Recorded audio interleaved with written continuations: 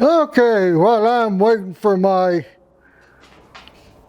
Hero 8 to finish formatting it, I just took some video of me putting this gauge on this paint sprayer. This is a Hero 8. And it's been nothing but problems. Right now it's formatting the card because it didn't like the videos I was taking. So right now, I'm going to let it do its little format thing, then I'm going to take the damn battery out of it. All right. Getting back to what I was talking about, and I just lost all my files on that. I installed this pressure gauge. It's an oil-filled gauge, and it goes from 0 to 5,000 psi. And I put it on my Graco Magnum Pro X 17 true airless paint sprayer. Anyway, it goes between the output here and the hose. You just put it right in there and just screw it in.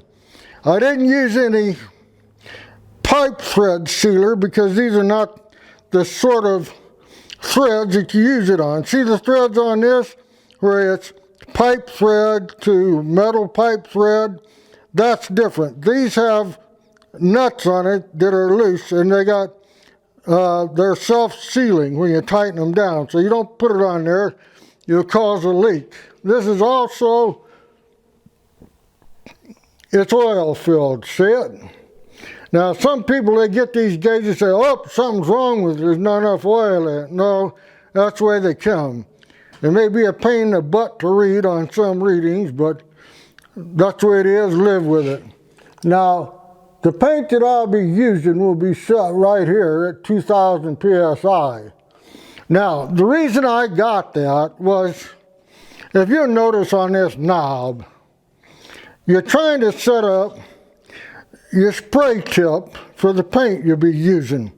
Of course, it all depends on the tip that you're using as well. So you get over there and you put it right here, and after you prime the hose and prime the pump and do all that garbage, then you're down to putting skid marks on brown paper to see what the spray pattern looks like. Well, they tell you to start right here, so you're going squirt, no, that ain't it.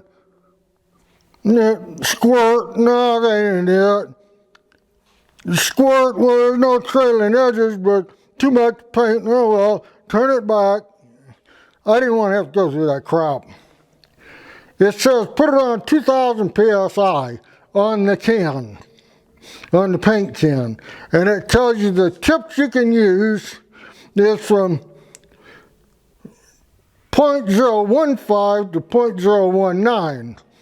And in those tip ranges, you set it at 2,000 psi. Now, is this thing rocket scientist send a rocket to the moon accurate? I have no idea. But I know one thing, it gives me a better idea of what this paint pump is doing other than this crap, this kind of thing.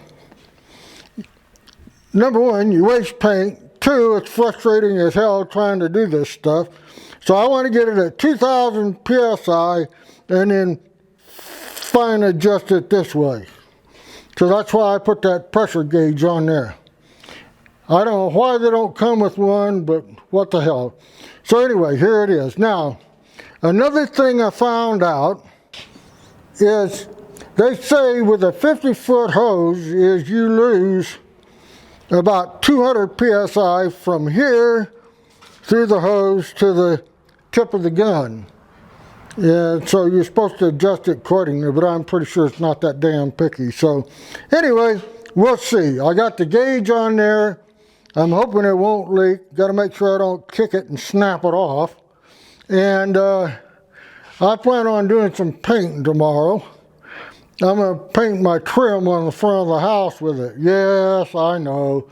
If you're a professional painter, you don't use a spray gun to paint trim, use a brush. Well, I'll tell you what, I just turned 72 and I don't feel like humping my body up and down that ladder with a bucket of paint and a paintbrush. I'm going to spray paint it. However it turns out, that's the way it is. At least have paint on it. All right, well, that's it. I got my gauge on my paint sprayer.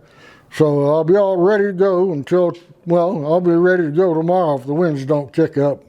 All right, well, I got everything I want to do done. I'm going to put this back in the shed until tomorrow, and then we'll try to charge it up and see if it leaks. And I got to remember not to kick this thing and snap it off. By the way, right here is your manifold filter for the paint.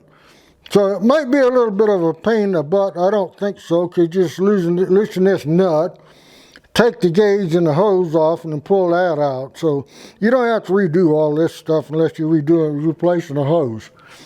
All right, well, I guess I've talked enough. That's it for now.